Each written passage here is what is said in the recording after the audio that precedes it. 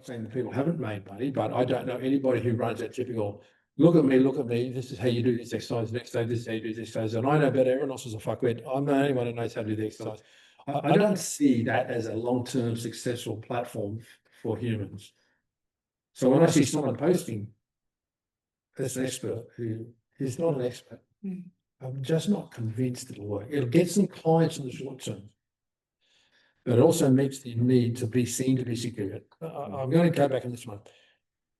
The same person that spoke to you about in 1999 rate, who said, I can't get clients, kept saying to me, I'm an up and coming. And I'm thinking to myself, great, I know you're incompetent. I know you can't get clients.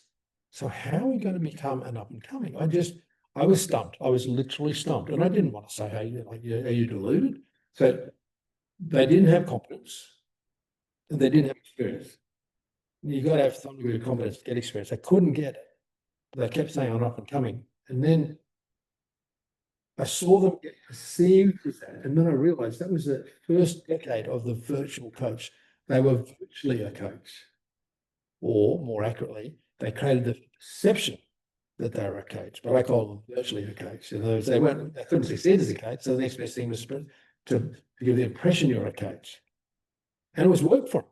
And I didn't think it was going to be. I thought, because I was still thinking in the pre-2000 mentality, thinking that you actually had to achieve something to get recognized. And then, that success drew more clients.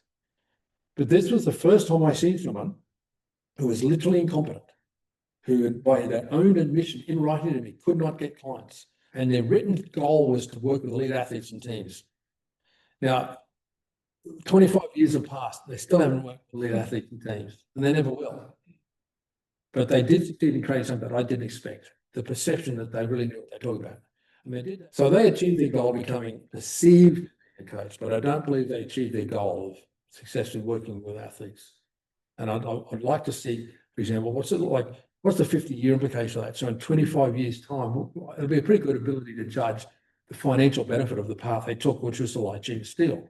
So we're in the same situation here now where we're saying, I didn't think that would work, but they are getting clients in the short term. But how is that going to go long term? Is it a sustainable business model? But also look at, can you support a family of 4 kids? Can you send them to private schools?